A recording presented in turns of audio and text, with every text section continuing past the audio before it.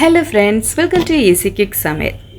Today recipe rose milk essence தான் நம்ம வீட்லயே பண்ண போறோம்.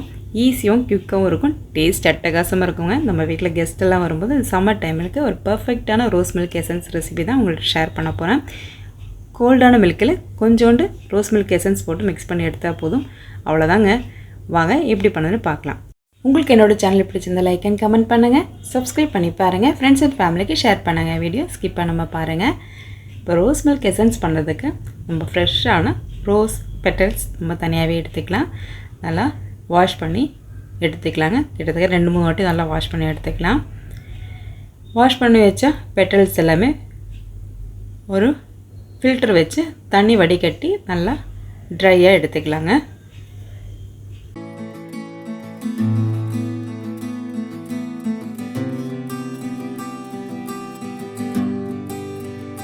இப்போ ஃபர்ஸ்ட் ஒன் வந்து நம்ம சுகர் சிரப் பண்ணிக்கலாம். இதுக்காக 1/2 கிலோ கல்கண்டு எடுத்துருக்கேன்.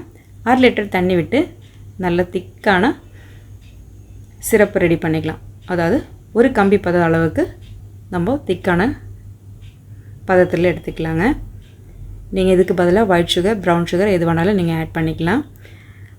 நீங்கள் எந்த குவான்டிட்டி எடுக்கிறீங்களோ அதே அளவுக்கு தண்ணி சேர்த்து இந்த சிரப் ரெடி பண்ணிக்கலாங்க. இப்போ கல்கண்டெல்லாம் கரையிறது கொஞ்சம் டைம் எடுக்கும். அதனால் கொஞ்சம் நல்லா மிக்ஸ் பண்ணி எடுத்தோன்னா கரெக்டான திக்கான அளவுக்கு நமக்கு சிரப்பு ரெடி ஆகிடும். இப்போ பாருங்கள், கரெக்டாக ரெடி ஆகிடுச்சு. சிரப்பு நம்ம கையில் டச் பண்ணும்போதே லைட்டாக விட்டுங்க. இதுதான் கரெக்டான ஸ்டேஜ். இப்போ வந்து நம்ம வாஷ் பண்ணி ட்ரை ஆக்கி வச்சா ரோஸ் பெட்டல்ஸ் அதில் சேர்த்துக்கலாம்.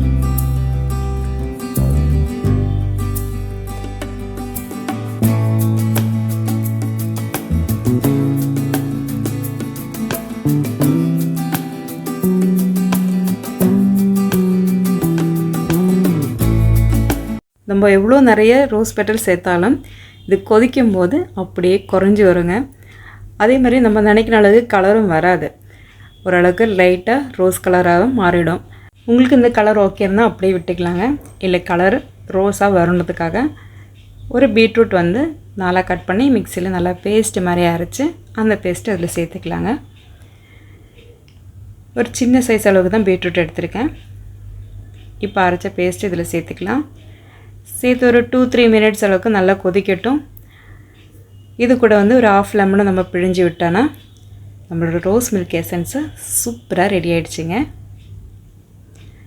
இது இப்போ சூடார வச்ச பிறகு நம்ம அதை ஃபில்டர் பண்ணி எடுத்துக்கலாம்.